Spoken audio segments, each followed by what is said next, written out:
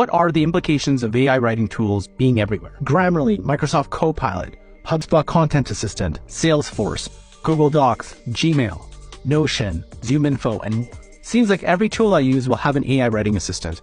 So what does the future hold if every app helps me write or writes for me? So it got me thinking, what are some pros and cons? For pros, the first one, faster content creation. Whatever we need created, it'll get done faster. Then you've got improved personalization. AI can create content from information based on the person or groups you're writing to. A major pro is accessibility. AI can provide ideas and correct content for people with disabilities and language problems. Then there's a multilingual aspect. You can write from multiple languages, which opens so many doors. Then I got to the cons, and some of them were really concerning.